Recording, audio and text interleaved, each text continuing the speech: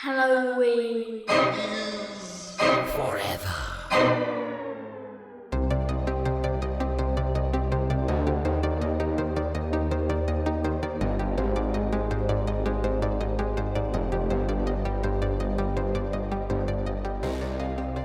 I have such a good joke for you. Ready? No. Oh, boy. All right. You guys are going to be excited, right?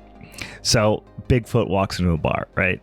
Mm-hmm. Bartender is no longer able to discern reality and spends the rest of his life in a mental institution. Welcome, boys and ghouls, to a fucking very special Showdown episode for the month of April. The year of our Lord, 2022. We are going to be discussing Bigfoot horror today, guys. There's been a lot of build-up. There's a lot of anticipation. Emotions are running high. I'm sweating profusely. Meg's robo-tripping. We haven't figured out what's wrong with Steve yet. Nothing really. I'm actually okay. Yeah, I'm good. He's calm, cool, calculated. I like to look at it as like relative to us. Yes. Yeah. Steve is flying high. Not in the same way Meg is. Yeah, just my normal poverty and hanging out. That's all. Just hanging out. Meg's having a salad, drinking lean. I'm about to crack into a brewski. But as I said, we are very, very excited for this highly anticipated Showdown episode this month, where we each have picked our very favorite, and I mean, of all time. And I think it's fair to say that these are our favorite, not only Bigfoot movies, but movies in general, I think. Yeah. I'm not going to let you speak for me anymore, Brian. I think I'm done. These are three beautiful, beautiful films, all available in the Old Testament of the Bible, which is to say Tubi, for free if you would like to download them and view them. I'm sure most of you have already seen these many times because they are perennial classics. But we are going to, as we do in our Showdown episodes, for anybody who's new to the show, once a month we do these lovely Showdown episodes where we have a big old spinning wheel of topics that we contribute to, and our listeners and social media friends and things contribute to, and then we pick three of them at random, and then they are voted upon by those very same social media friends and listeners. And then once we have a topic, we each pick a film, we argue about it, we vote on it, and one person film reigns supreme for the month. You take home that fucking championship belt, that little shoulder candy to strut around town with. This particular time, I can only describe what happened as divine intervention from the cryptic gods of the Old Testament of Tubi. What happened was, one of our faithful listeners, Ben, he decided to suggest Sasquatch horror, or for the layman, Bigfoot horror, right? If you're not into the mysticism of the Squatch. We put it on the list. It got picked of, 40, 50 topics we have on there now? Yeah. Got picked immediately. Then, of course, was voted the pick. So we are doing this. I say at the behest of some sort of supernatural force. Oh, and if you want to contribute in any way to all these dark arts that are being thrown around on the internets, check us out on the social medias at Halloween is Forever on Instagram, Halloween is Forever podcast on Facebook, at Hallow Forever on Twitter, Halloween is Forever pod on the old Tiki Talkies, or you know what, shoot us an email if you feel like it. It's halloweenisforeverpod@gmail.com. Now, how'd you guys feel about these three films overall? If you had to give the three combined films a 1 out of 10 score, gut reaction, what are you giving them? I mean, 6. I'm good. Yeah, I was gonna say 6 or 7.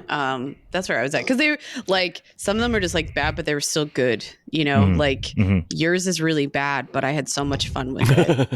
Yeah, and I'm I a thought hard it just 10. like had some good spook, jump. We'll talk about it later. But Yeah, I'm a hard 10, fun. and honestly, I didn't like either of you guys' movies that much, but mine is so like pressed against the ceiling of 10 so hard that even the pull of your shit films could not bring it down to a 9. It's still sitting at a 10, guys. It's wild because I have it the exact opposite way in that Brian's...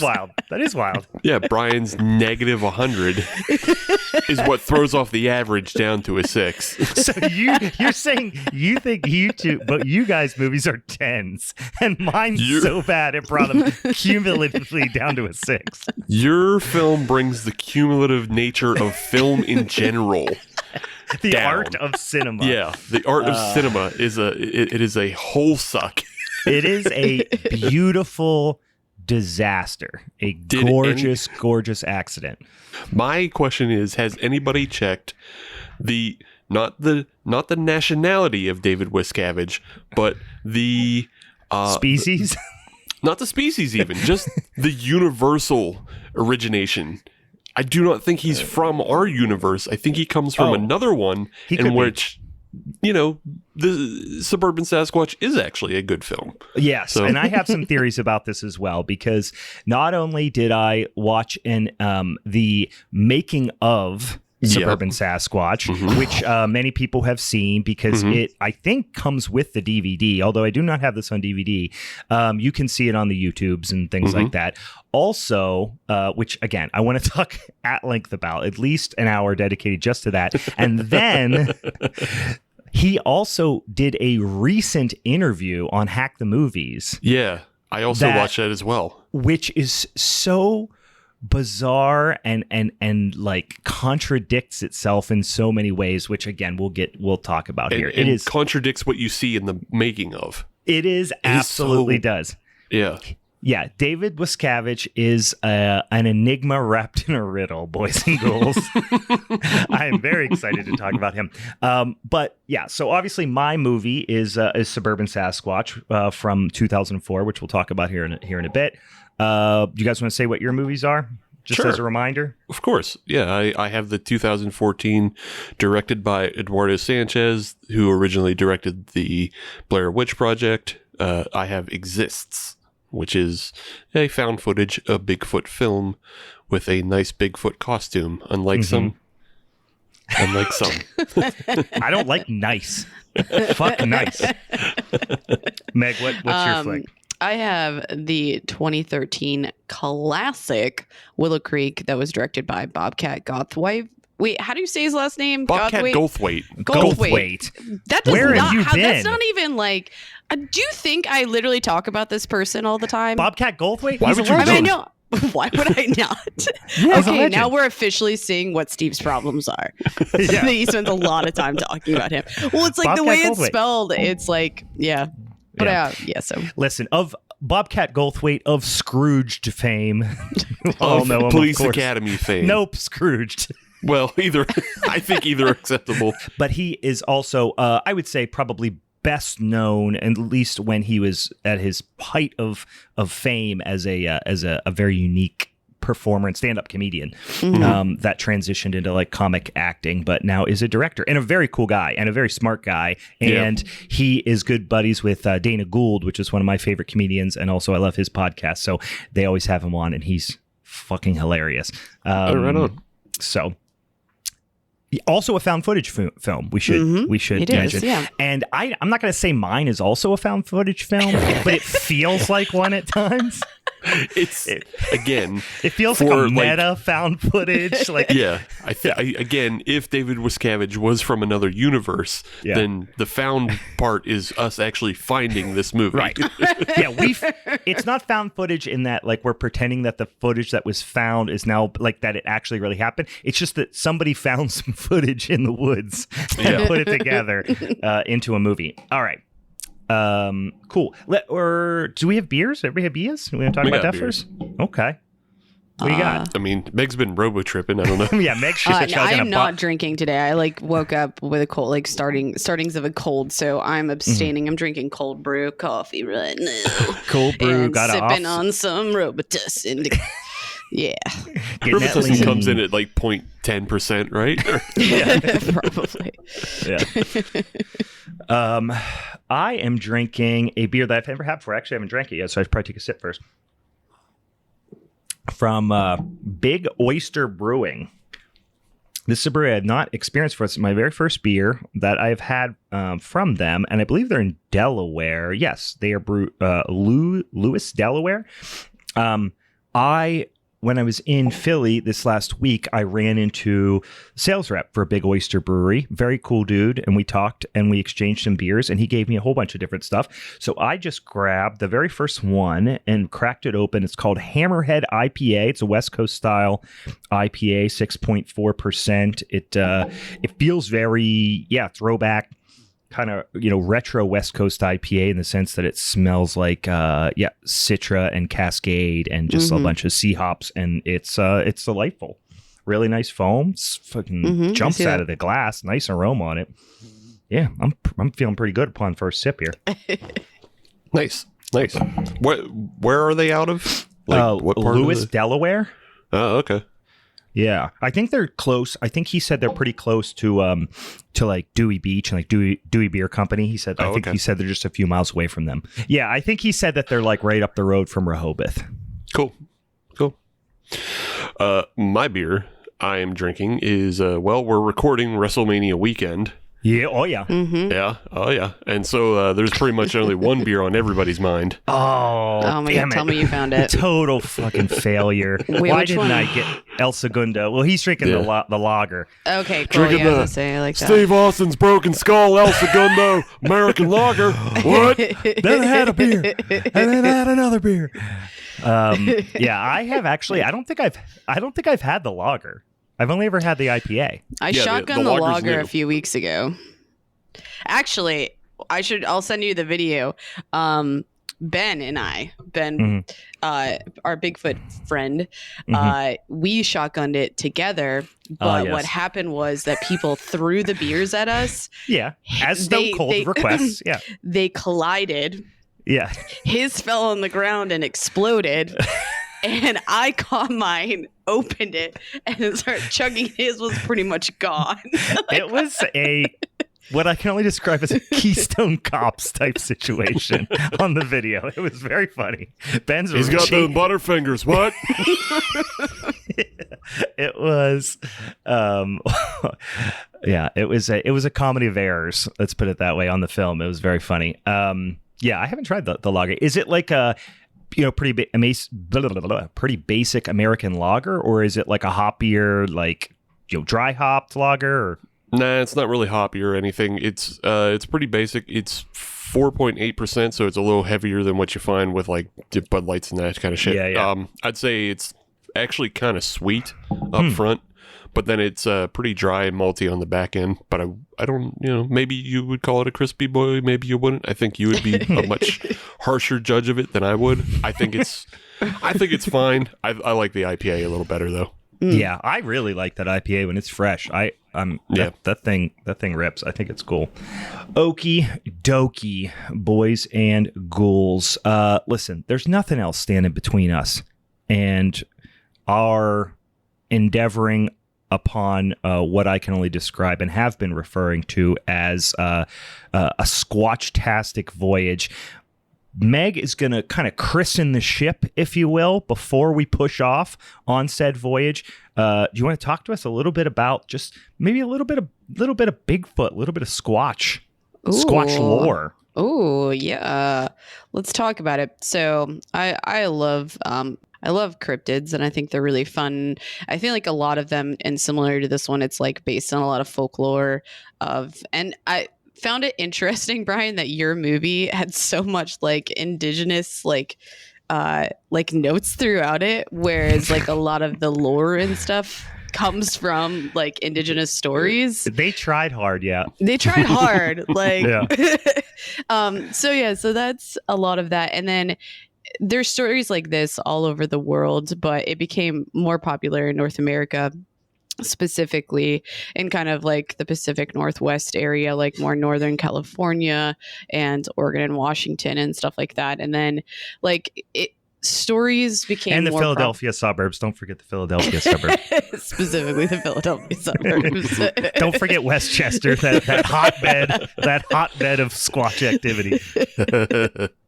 I think we should start making up stories about Bigfoot in Pittsburgh.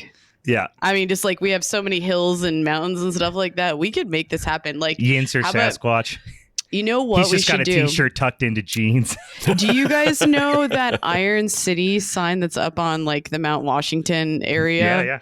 What someone needs to do is edit into like a picture of that is Sasquatch, just like walking right behind it or something. I like that idea. That's a good spoof. I think we can pull off. I think we can pull it off. You can see Bigfoot on the incline. Actually, one of you guys actually has to dress up as Sasquatch. That's actually how we need to make this Steve, happen. you're taller. You got to do it. I understand. He just accepted his fate. If any of the three of us is going to be Sasquatch, it's obviously Steve. Right. I feel like it would be funnier if it was me, and then we did like this reverse Sasquatch. It's just like I'm just 5'5" a baby Sasquatch. 5'5", but then we have to get her like real big pontoon like feet, like giant, comically large feet. Yeah, I'm willing and able to do all of this stuff. We'll eventually talk in my film how they were following like the Patterson Gimlin video of a Sasquatch in Northern California and stuff like that. But I think during the 60s, like when people were able to more readily share information about different stories and about different things, the popularity of it really, really took off. But from what I read too, a lot of stories even became more prevalent between like 1800 and 1900s and stuff like that too. So, but trying to think of what else might be good to include. There's different type, like it's always an ape-like creature, but its name has kind of been referred to differently at different cultures and stuff like that. Like we have Bigfoot, we have Sasquatch, like alternative ones. Like I kind of put the Boggy Creek monster in a little bit because it does have the ape-like kind of features, but it's its own story as well. Mm-hmm. Like Yeti kind of sometimes gets in the conversation here. But yeah, so that's a little bit about that, but nothing has ever been like scientifically proven with this. And that's what I kind of like about the story and about cryptids is that for the most part, it's just people's firsthand accounts. There might be different, pictures or videos that really can't be explained and whatnot. So I kind of like stories like that because I think, I don't know, it gives us like exciting lore that we could consider, I suppose. And So I tend to like the more like supernatural cryptids. Yeah, your Mothmans, your various Mothmen and Wendigos and Skinwalkers and things of that nature. So I do very much appreciate when Sasquatch or Bigfoot become supernatural. Yeah. I almost questioned myself. I was like, is that that part of his lore? But it is in some instances. Okay. Like it is established that is a thing that happens. So I'm not just planting seeds of for my film, which obviously leans heavily into that whole idea. But there is a lot of supernatural Sasquatch lore out there as well, not just like, undiscovered species type of stuff. But I do like when he goes in that direction, and then he's interacting with the Mothman, and then that's just kind of where my fanfic spirals off into. But I do enjoy when it is supernatural in nature. Yeah. Have either of you, and this is a real 90s thing, did either of you play the Sam and Max video game on the computer growing up? I don't know. It doesn't sound familiar. No. Okay. It was just along that lines of like Monkey Island and kind of point and click games like that. Sure. But it was it was a detective mystery about Sasquatches. Oh, and, interesting. Like, you had to like save the set. It's like a whole clan of Sasquatches, but they all meet at like this luau hotel. I'm very on board. It's a great game. Yeah. It's a great game. I'm sure you can pirate it. It's easy to pirate. It's probably but yeah, check it out. It's a lot of fun. There's nothing I love more than like a Sasquatch with like a lay on. That's just exactly what I'm imagining. And there's Sasquatch Tiki Party. That's a part. I'm in. Yeah, 110%. Yeah. I was too busy getting real horny with Leisure Suit Larry around that time frame. All right. Leisure Suit Larry, I'm pretty sure works into the Sasquatch, universe in some capacity. I'm not sure how yet, but is that how we're referring to like Sasquatch and other cryptids as their own universe? Because I really want to exist in that world. Yeah. And I like to pretend that there are, enough crossover between these different universes that, can be explained and tied together in a way that's convenient for my fantasies. I'm following, right. Yes. So, if I am not mistaken, your boy gets to pick the order, because I am currently the holder of the belt. Although, which one of you some bitches have my belt? Your last champion. We have not recorded in person in a while. So Meg has been keeping my belt warm for me.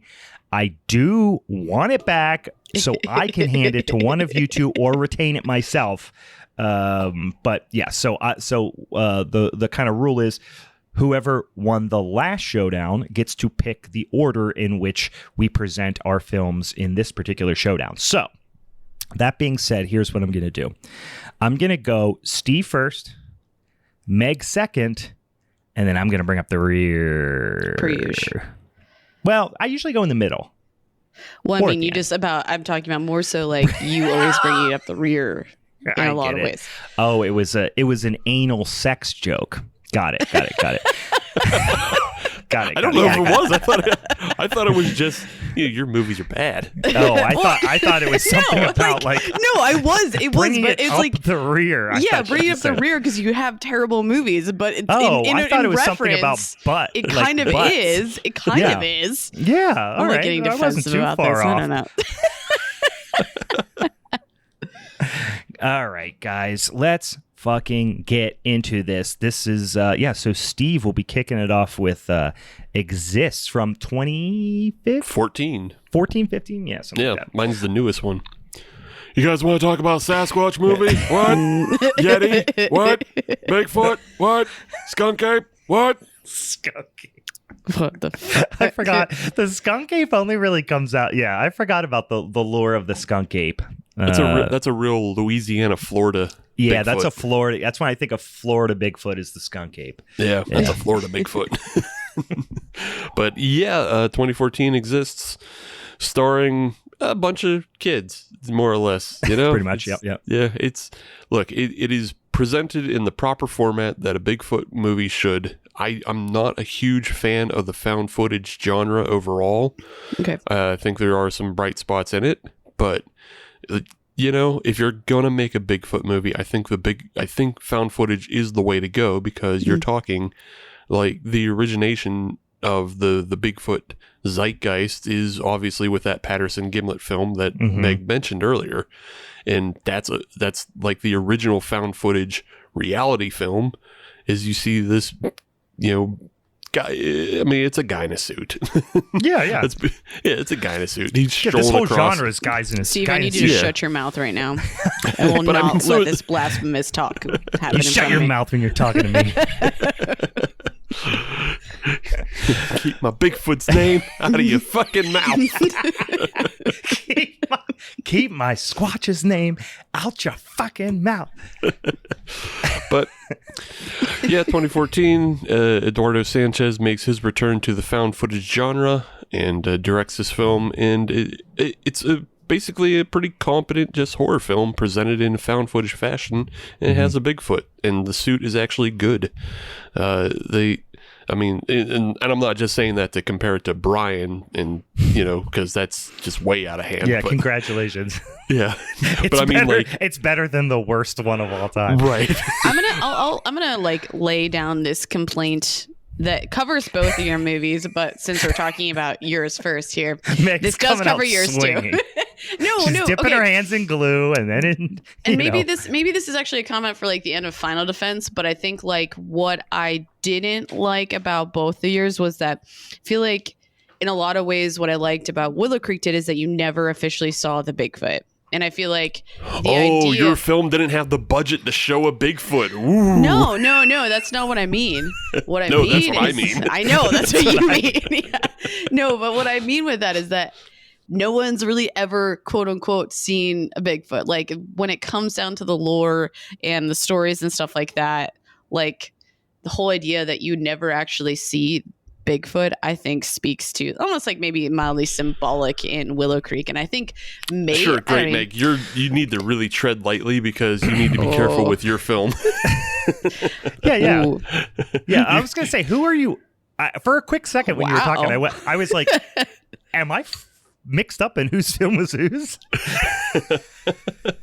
Wait, are you saying that you like the fact that you don't really see Bigfoot? That's what she's saying. Yeah, because I feel like it worked. It worked because I feel like it feeds into like some of the lore that goes along with it. And I see. I kind of like that because it was like the fear is in like what you don't actually see. Right. I don't know.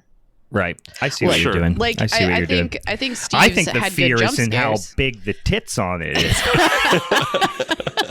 See, I can be self-serving too, Meg. Yeah. Admittedly, I think big tits are scary. I think big titty Bigfoot is a little more upsetting. I don't know if it's more scary, but I would need more. And they're also full of V8. That's how when arrows puncture them. If we need to like deduce what is an actual Sasquatch, I will go with it. It probably has larger breasts, and I'm fine with that. Yeah. If it comes out with H cups, I'm gonna not be happy. And like, cups. That sounds a bit sexist, bro. Yeah. It's just saying, like, obviously everything's bigger on Bigfoot, and it's weird that we would call it Bigfoot and not Big Tit. Well, it also has mine also has a big old dong. Dude, yeah, yours we're has not a dong talking as about well. pornos, though. Do yours have big old dongs? I don't know. I think mine was female, so. That's true. I think you're right. Yeah, I think mine was female. And then we never see Meg's, but it could be assumed that it has a decent dong. I mean, yeah. There could have been multiple because there at one point could have been multiple dongs. I mean, Why do we call it Bigfoot and not double dick? No, there were multiple Sasquatches in mine. Is it like a three-headed serpent situation? Yes, there was. There were multiple might be some Sasquatches. boobs. There might be some weeds. We got all of it. We got it covered. Yeah. No, you're right. You did have multiple squatches. Right. But I think the important thing is with Brian's is obviously male. Yes. So it has big dong, big feet, and big tits. Yeah. So maybe it's a feature of the species that big tits goes across sexes of the animal. Could be, and big old maybe they're areolas. hermaphroditic too, Yeah. Who knows? This is a mystic cryptid creature. I mean, it has ascended beyond, binary genders. It's just out here fucking and sucking. It's the evolved species. It's the true two soul. And that it has big tits and big dick, and like that's where the Native Americans get that concept from. Is they saw Sasquatch with all of it. Yeah, it's like it's got all the things. I want all the things. I want to ascend to Bigfoot. Yeah. It's AKA an Big Fit, or AKA Big Dit. Big Fit is the watch that he's wearing. Yeah, it's Big Fit. It's a Big Fit watch. It sounds like a collaboration we could have. All right, Steve. You have a movie. We completely derailed your very first sentence. Wow. Look, we got more into the lore. It's fine. Yeah, that's all right. But anyway, my film starts. It at least starts with some action in that you have the kids arrive. They're on their way to a camping trip. This is all pretty tropey in a way. Yeah. They're headed to a camping site in Texas, which makes this maybe more of a boggy creek, but also a Bigfoot. It's all. Yeah, they're supposed to be in like the hill country of West Texas or something kind of thing. Mm-hmm. Yeah, but on their way there, they hit something, and they're not quite sure what they hit. But they are. They caught it on film. Well, they don't know what it is, though. It's very clear what it is. It's clear to us. They're not alarmed by it, though. No. Well, they're too busy setting their friend's beard on fire to really. They're too busy saying "bro." Yeah. Well, one of them is. Yeah, but yeah, it's a group of 5 kids. It's Matt and his brother Brian, and Brian is wearing the Daniel Johnston T-shirt. It's his bro, Brian. It's bro. Well, but I think they're actual bros. I think they're bros. Yes, they are. They are bro bros in real life. Yeah, they're bro bros. You have Dora and Elizabeth and their friend Todd, and they all arrive at a campsite that it's a cabin that was owned by Matt and Brian's uncle. And then they, they find a pig. Which yeah. And not like a wild boar that you would find in West Texas, like a sow, like a house pig. That actually looked like a house like a pig. potbelly. Yes. It looked like a potbelly pig that you would have as a pet. Yes. Yeah, I mean, it was pretty hairy, but it definitely was not, one of the 40 or 50 feral hogs that we're all no, afraid that of. you need the banana clip for. Yeah. Another cryptid. Right.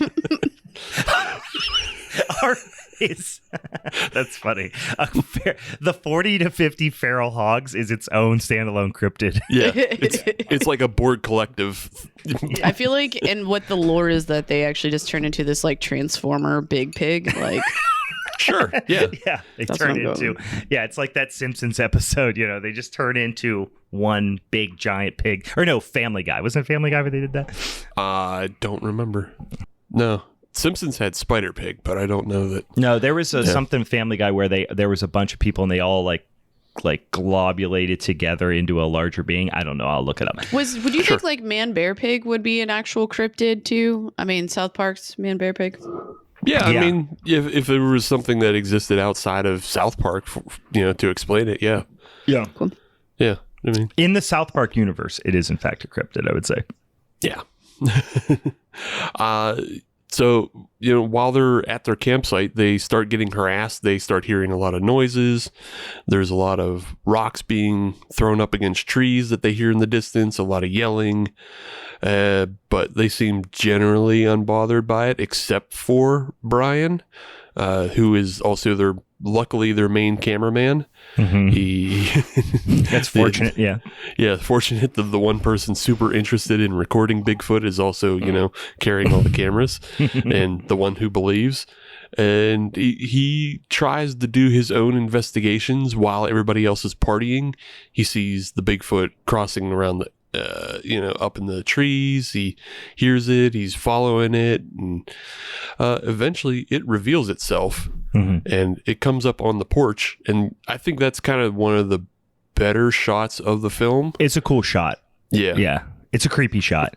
Yeah, it's a real creepy shot. You get like Nest Home camera video. Mm-hmm. That's the question, though, is how. So I get it. There was some the uncle who owned the cabin was obviously aware of Bigfoot. Right. So he put up these cameras, these kind of CCTV type cameras to monitor Bigfoot activity, I assume. Like, that's not that big of a jump. But how did they get access to it and then splice it all together? That's the question mark. I was like, didn't the guy wearing the Daniel Johnson shirt like set up some cameras? Because he had a bunch of different types of cameras. I kind of assumed it was that. But granted, yes. How did he go back and get all these He did things? have all his camera equipment, which we did see. I guess it's not that big of a question. Well, I think the answer is actually pretty simple in the fact, just to jump to spoilers ahead, that Brian is the one that survives. Mm-hmm. So he could just go back and get the tapes from that cabin. I guess he could have, but he almost like resigned though to like, I am done with this. I am, you know what I mean? Kind of like in his moment where he kind of like surrendered to Bigfoot at the end. Sure. It just seems at odds with that decision to then go back and get all the foot. I don't know. It's not that big of a jump, I guess. Because again, it's the whole conceit of found footage that you have to believe that the footage was found, maybe not necessarily. Maybe it's not by Brian, but maybe it was stolen from a police lockup. Because you still have to explain why 4 people are dead. It's so random that I just had this very similar conversation with my friend and coworker Keith, but in regards to the Creep franchise and how and when the footage was released, and the concessions that you have to go along with for found footage nowadays. You know what I want to believe right now is that there is some lore that we don't know yet, that maybe Bigfoot actually knows how to use technology and found all of the footage and spliced it. He's the one who edited it. Yep. Yeah. If you're listening, do you think Bigfoot is Avid certified, or does Bigfoot use Premiere, or Bigfoot is goes Bigfoot to college? Yeah. What does Bigfoot use? It's a Rodney Dangerfield flick. I personally believe that Bigfoot uses Sony Vegas. I imagine him with a giant like Flintstone style keyboard where each one of the keys are rocks, and he's like, yeah. and then there's like a bird like flapping its wings to power the computer, and it's like it's a living. Well, that's what the hog's for. Oh, that's the hog powers the computer. The hog powers the computer. The bird is for snipping the film. It's like a toucan or something. Yes, yeah. It cuts the film, and then there's like a little snail that goes across and splices and glues. Oh the my film. god! Glues it up. I love all of this. It makes sense. So, Bigfoot attacks the cabin, and everybody's freaked out. So they send out Matt, and Matt is on a bike, and he's accompanied by a GoPro because it's 2014 and GoPro is getting pretty popular about this time. Everyone had 9 GoPros on their body at all times. Yeah, this is real. I think GoPro. This is probably a commercial for GoPro because I believe this is when the first consumer version of it is entering the market. So they just want to show everybody, hey, this is when like every commercial that you see on TV was shot with a GoPro. Mm-hmm. Yeah. You can take these on vacation. You can jump them into water off your sweet bike jump. Hey, everyone needs a niche, and I think cryptozoology is a great niche to go after if I was GoPro. You know? Yeah. This whole scene with the bicycle jumping into the water and shenanigans, I just wrote as the rad dudes with bad tudes montage. Yeah. It almost reminded me of that part in Paul Blart Mall Cop where they just all of a sudden start doing BMX tricks like in the mall. But yeah, Matt's attacked on his bike, and then he's just kind of left for dead, as we assume.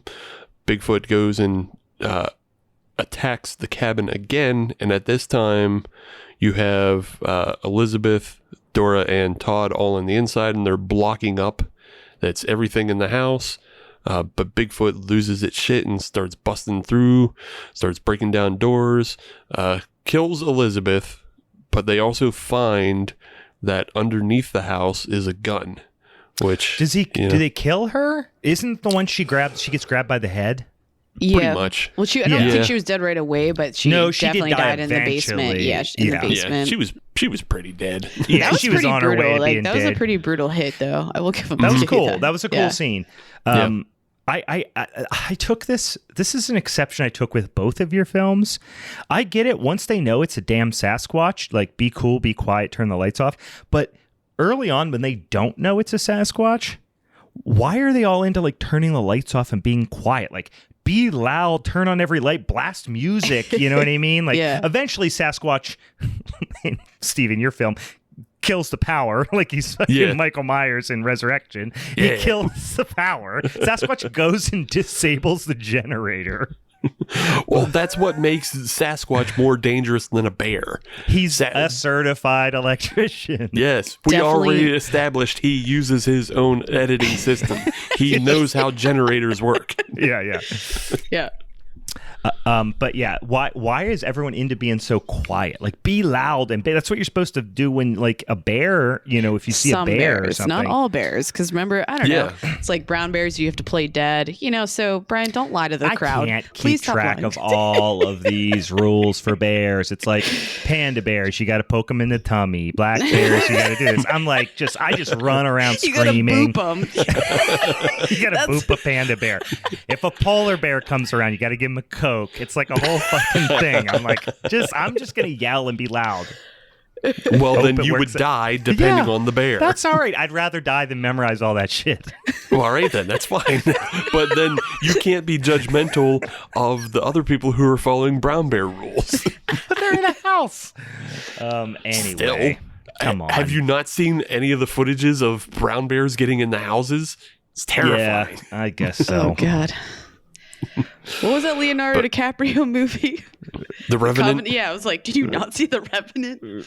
Yeah, I know. Yeah, that was actually a really good was one. not loud. No, that was a good movie. Point is, when you don't know what's out in the woods, yes, you should make noise, But when you figure out what it is, then you have to adapt. That's so like true. you're kind of right, Brian, but also on the other hand, these people are stupid, so they don't know what to do. Yeah, I mean the way that this guy is wielding this gun is hilarious. Right. Yeah, Todd has never shot a rifle in his fucking life. No. Brian, I really think you should tread lightly talking about people holding guns. Why? Why? These are trained assassins that I'm dealing with. I just like loved how it was like a trope for cops that like he cocks it like it's the fucking Punisher too. Pow! He like does it with one hand. I love it. Oh yeah, no, we'll talk about the gun usage when we get to yours because it just cracked me up so much. Oh my god, they forgot that guns fire projectiles. They just run at him with it. I just like there's a lot. They're using all their shotguns as bow staff. It's so great. Like. In my film, yes, Todd is the one who finds a gun, and he is pretty unsafe with his gun. Not a lot of muzzle discipline. Points it at the girls. The stock never touches his shoulder. He holds it so far out. He's going to knock his teeth out. He should. I mean, he's shooting like a little 410 or something. It's a tiny little gun, but still. Still, I think that probably would have been better had he shot the gun and it kicked him in the face. Like, that would have been just funny and like a good effect and made sense. And like, realistic. Don't shoot guns like, don't shoot guns like that. You look like an asshole. I remember the first time when I was a kid, the first time I ever shot just like a 12 gauge shotgun, I didn't know what I was doing and I held it away from my shoulder and it kicked back and gave me a giant fucking, bruise on my shoulder. I knew so many of those kids in like high school, like when we were all turning about that 13, 15, you know, in that range. Oh, I was so like many 8. kids.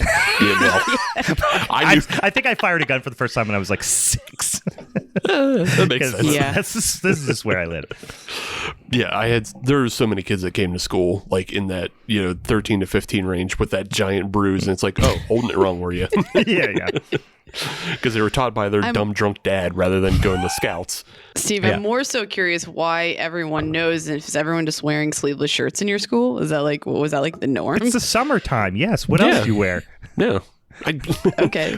I'm just like, that's a lot of people with tank tops on, and I just find that where we odd. lived, the only way that you got short sleeve shirts or shorts were cutting off longer sleeves. Yeah. Or pant legs.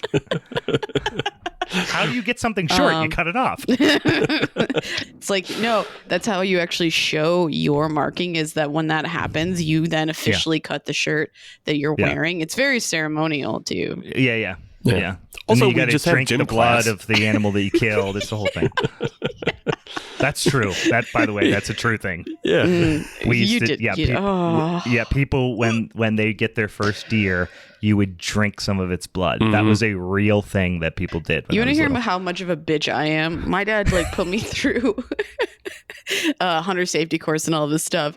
And the first time he took me and my brother out with him when he was deer season, I was just helping push, and I decided in that moment, I'm like, I will never do this. I was like, I hate, like, I'm like the gopher here for my dad, and then also I was like, I don't want to kill a deer ever. Like, my dad took so much time to teach me and my brother how to like shoot and like do all this stuff, and I'm just like, nope.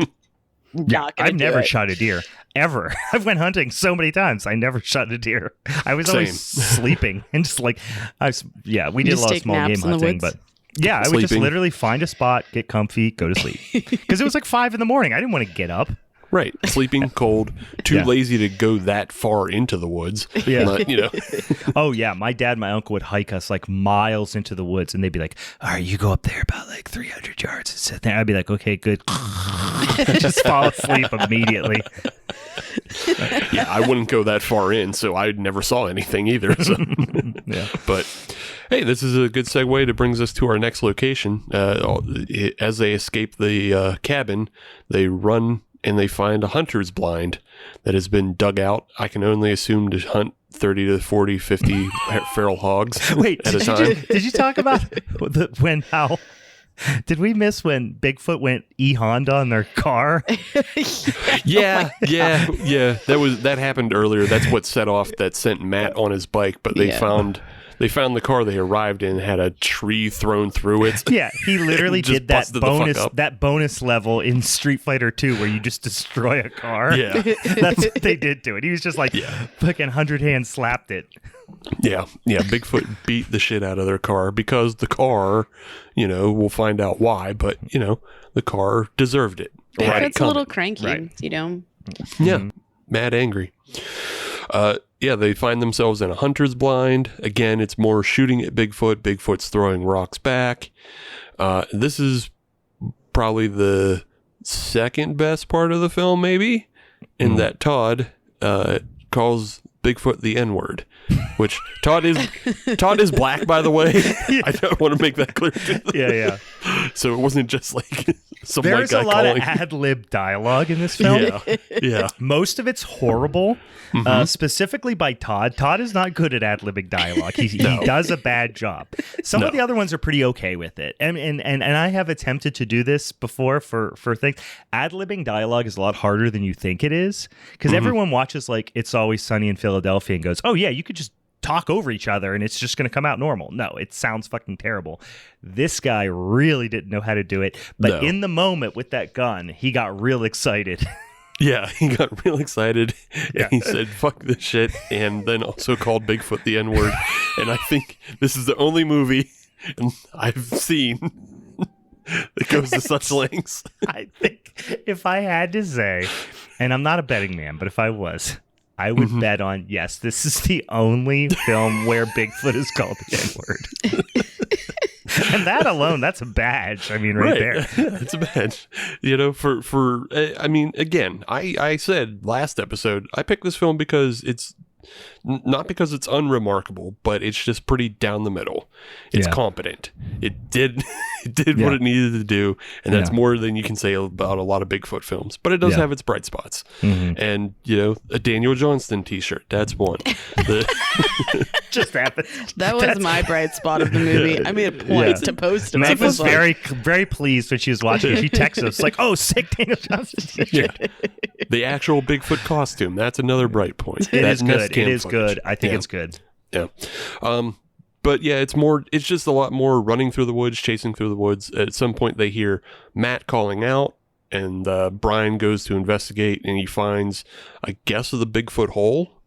And I guess cave, maybe. It kind of Bigfoot cave. Yeah, it's just a hidey hole, I guess. And he pulls his brother Matt out of the hole. More escaping. They find his legs are all mushed up. He went he went all Charlie Murphy on and made his legs into linguine. What am I gonna do about my legs, Bigfoot? Motherfucking Bigfoot chewed up my legs. You can get me a couch. What am I gonna do about my legs? They find I can only assume a meth lab that's in the middle. They just find a camper. I guess, yeah. Any random camper that's in the middle of Texas, I can only assume is a meth lab if I'm to believe Breaking Bad. Yeah, I feel that's kind of where my head went to. Yeah, they hide out in there. They get a hold. They've been contacting the uncle. Yeah, it's a camper. Yeah. But they they have spotty cell service, so they've been somewhat contacting the uncle who owns the cabin, informing them that they're in the area. They are hoping to get him out there, I guess, to get a ride out. Yeah, but he knows the area. Obviously, it was his camp. Yeah. Is this the scene also right around now where they kind of connect for a quick second on a kind of disrupted signal? Is also where the guy sits on his linguine legs. Where like Todd sits on his linguine legs, he's like, my legs. Yeah. He's like, oh, I'm so sorry. Yeah. I actually laughed at that. I thought that was pretty good. There's not a lot of room in that camper. It didn't seem. Just sit on his busted ass legs. So ignorant. Todd comes up with the idea. They get in contact with the uncle, and he's in the area. So Todd brings out fireworks that you saw established. They bought them on the side of the road at the beginning of the film. So Todd brings out fireworks to let the uncle know where they're at. But in that time, Bigfoot comes out of the smoke and attacks him, and Todd gets killed. So yeah. stand to And Todd. pretty unceremonious. There was some really cool scenes in the last like 20 minutes of this movie. Todd's unceremonious death was not strong, I thought. No. They could have done more with it, especially when he was like the aggressor. He was the guy who was blasting indiscriminately. Meanwhile, when he found that gun, he brought up a cigar box. I think it had 4 shotgun shells in it. Right. And he was going fucking, Duke Nukem on him, blasting in all directions. I can only assume that they found more shells in the hunter's blind. I guess that's 1,000 more shells. He was just literally, when he called Bigfoot the N-word, he was blasting indiscriminately. And it was a single shot. It was a single shell shotgun. It wasn't like an over and under side by side. It was single shot. And he loaded it like it was a muzzle loader. It took him 45 minutes to load it, but the second he loaded it, he randomly blasted it into the woods. Yep. Yeah. I was gonna make a point too about like I think there's like the differences in like the Sasquatch. Like I kind of liked it about this movie that like this Sasquatch was so intense and so kind of scary to a certain extent that I felt like comparing it to like zombies where, we have some that are a little bit slower and then we have the ones that are like crazy intense and like rage induced. And I kind of was like, this movie kind of had that vibe. Whereas Brian, I felt like yours was like a little bit slower paced and stuff like that. But what is the point of picking at Brian's movie? I'm not picking. No, that wasn't. No, I'm literally just making a comparison. I know how it came out, and you guys saw my face, so it did come out as a judgment. Steve's was like a Marvel superhero Sasquatch almost. No, like especially with the. I want to give it that much credit. I don't want to spoil it, but yeah, when he jumps down, we're about to get to this. Yeah. So that's basically where we're at now, because after Todd is killed, you have Brian, his spaghetti legs, and Dora, who are in the camper, and Bigfoot throws the camper down a hill. He yeets it down the side of the cliff. Well, I'm not. You know what? I'm not going to say he yeets it, because I think for a true yeet, you got to give it airtime. Yeah. And he just rolled it. He tumbled it. Yeah, he dipped it over the edge. Yeah, but it was a great scene. They shot. That was a cool, well shot. I thought. Yeah, I don't know what it is about you guys using yeeted like that. Just always cracks me up. I don't know what it is. Because I just imagine that girl in the video going, right, this bitch empty. It's funny. And then after that, you put all the other things we've talked about being needed in the past in her hand, and imagine her throwing Myron down the hall. From Head of the Family. Yeah. So fucking. Now that was a yeet. That was a true. That was a full yeet. Full yeet. He had full air and then did a tumble. Yeah, full yeet. Yeah. But then you also get a really cool shot, and it's probably the best shot in the film of Bigfoot jumps off the cliff over top, and you have the camera looking up as Bigfoot comes down on top of the camper. Yeah. And it begins like at this point you Spaghetti Legs is dead. Dora dies from unspecified injuries. I think she just gets fucked up in the tumble. I kind of like that, because normally when there's like a lead character, they, even if they're fucked up and get injured in some way, when something traumatic happens like that, they miraculously survive so they can have a more like significant death later. Right. And I like that it was like, no, he just fucking died when he threw him off the cliff. Like I kind of actually like that. Yeah, I don't mind the fact that she died. It just wasn't clear like what she died from. You never knew if she was going to come back or what. Yeah. Yeah, you could have like a more specific final death using like some sort of makeup or something of like you could have her head smashed under something or whatever. Right. Yeah. Just something that's very apparent that she's not surviving. But other than that, it's fine. I appreciate that she did die, because it just came up so unceremoniously of like dumping that trailer, and then both of them go in an instant. Yeah. And then, Brian has to escape. He jumps out the trailer, and then this could have been another really cool shot, but I don't think it plays quite as well. But Bigfoot runs through the back of the trailer, and that would have been like really cool, as like the way we've seen Jason run through buildings and shit and just bust through doors. I think it would have been cool. He could have Wile E. Coyote'd it a little bit more, maybe, or something. And it just, if it was a little more in focus, because like the guy who's playing Bigfoot in this film he got his career started by playing Bigfoot. He played Bigfoot. He played Harry in the Harry and the Hendersons TV show. Oh, no shit. Oh. I love that show. Yeah. I love that show. But then, like, you can go through his credits, and he's done a whole bunch of other, like, good monster work. Like, he's also played the Predator in other Predator movies, the newer ones. Yeah. And then, like, he played one of the monsters that fought Hellboy in Hellboy. So, like, he has some pretty good creatures. Physicality's great. Yeah, he does a great job in the costume. But yeah, he runs down Brian. Brian gets knocked out, and Bigfoot drags Brian to this apparent ceremonial site. It's like the creek bed there, kind of. Yeah. It looks like a dried up creek bed. I'm pretty or a sure dried it's up the swamp. same creek bed from the scene in my movie where he rips the guy's Makes sense. Yeah. But Brian sees that Bigfoot has lined up all his friends in a very like intelligent way that you wouldn't see other animals do. Mm-hmm. So you get a sense of intelligence from that. And then Brian pans over and sees that there is a dead baby Bigfoot in a makeshift grave, because it looks as though the grave is dug by Bigfoot just uprooting a tree. Yeah. It's just the hole left after he tipped the tree over. Yeah. But you see a dead baby Bigfoot, and then it all comes together. It's like an adolescent Bigfoot. It's not like an infant Bigfoot. It's like a 6'5", it's like adolescent. It was Bigfoot. smaller than that. You're probably right. You're probably right. I think it was more Either like way, a 3 guys, or 4 foot. it was her baby. Okay. Yes. Yeah.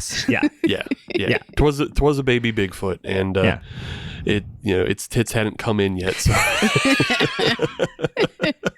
That's how you could tell. Yeah, less a Bigfoot. You count the rings in its tits. Right. Maybe it has multiple nipples too. I would definitely go with that. But you put it all together, and that's what they hit at the beginning of the film. That's why the car was trashed. That's why they're being hunted. And Brian tries to apologize. He tries to save himself, but Bigfoot just rubs his nose in it like a bad dog, which is pretty funny. And then Uncle Joe comes out of nowhere with the save with the shotgun. Yep. Or so you think. Yeah. Because then Uncle Joe fucking gets it too. Yeah. Uncle Joe's dispatched pretty unceremoniously. Yeah. But it all leads up to a final scene of Bigfoot again corners Brian. Brian has the shotgun, but he decides he realizes that he's in the wrong and decides he's going to give up his life. He puts the shotgun down and just waits for judgment by Bigfoot, and Bigfoot lets him go. So I think this is actually a Christian film at this point. So there's some Christian mythos going on here. Is it a Christian mythos, or is it Native American mythos in which you find yourself judged by the animal? That could be true too. All right. I'll take my joke back. I do like though that like just a moment earlier he plays dead. And that was a cool scene where he kind of screams in his face and he keeps his cool, keeps his calm. And then like incredible amount of like control. And it was a good, well acted scene too. Yeah. And the Bigfoot is right up in his face screaming and is like kind of confused as to whether he's dead or not, and is like trying to roll him, like checking if he's dead basically. Right. And then after this masterful performance, tricks the Bigfoot, he waits exactly 15 seconds to get up.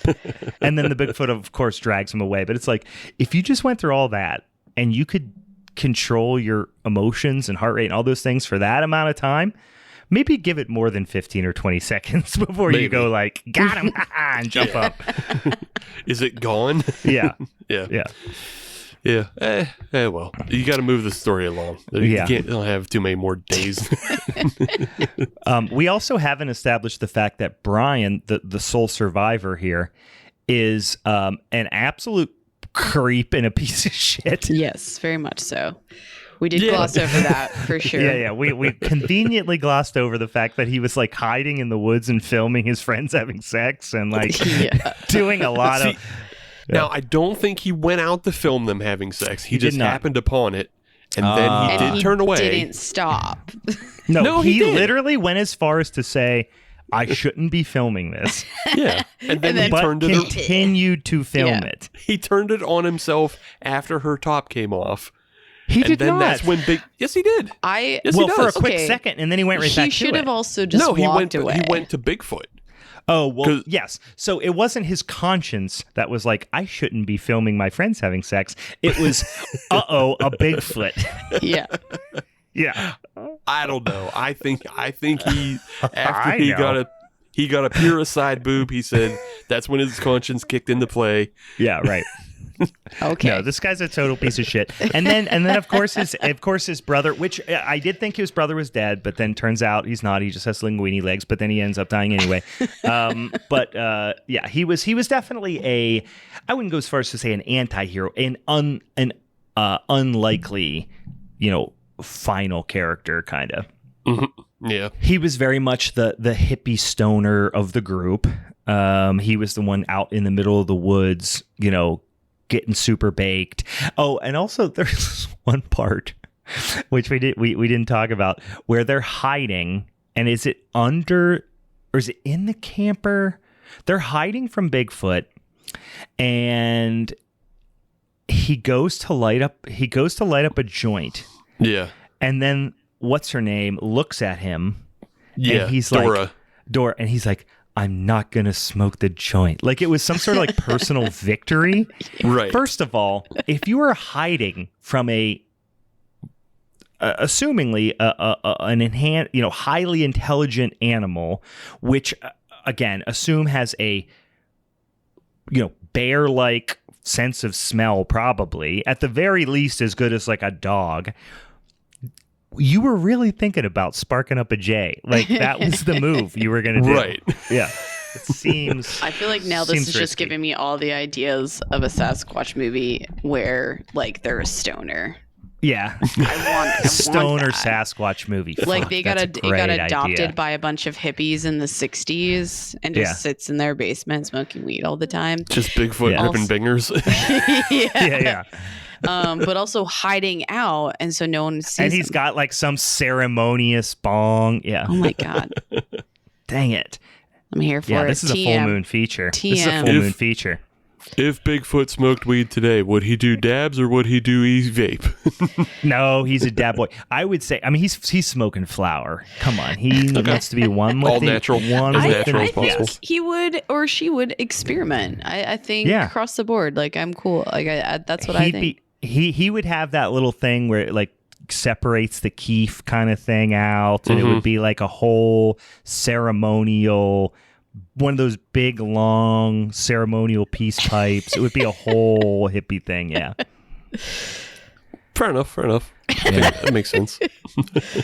I I appreciate you guys that's why- taking this all so seriously. I appreciate it. Listen, if somebody said to me, why do you want to have a podcast? I would say, so we can talk about what type of weed smoking habits Sasquatch has. Right. Like that's literally why I want this podcast to exist. Yeah. If you want this movie to happen, Meg, of Bigfoot being a weed smoking hippie, you have to figure out the details Yeah. to make it the most I'm You believable. got to so put it here out for into it. the Yeah. ether. I'm good on it. I'm glad. I mean, I'm where hoping- else I'm in just my life can I waiting. have these discussions? I'm just waiting for someone to come to us and be like, I want to make your dreams a reality. Someone make my dreams come true. Yeah, you want a Pretty Woman scenario to come to play out, but it's listen. Who wants to be my Richard Let's Gere? make a Sasquatch Right. Sasquatch weed movie. Oh my gosh. Oy. Anything else on Exists? No, I don't have too much else. Again, I think it's just a good, straight down, competent movie. I will make one mention that, the sound design in comparison to what we're about to talk about. Wait, my movie or her movie? Both. Yeah. The sound design. I mean, this was obviously a much higher budget, not even higher budget, but it was definitely a more polished project. Yeah. But and then just like again the camera work is I think the downside, and it's both for my movie and Meg's film, is that these are way late in the found footage game. Very. Of 2015, very, yeah. Yeah, like 2013 for Meg's, 14 for mine.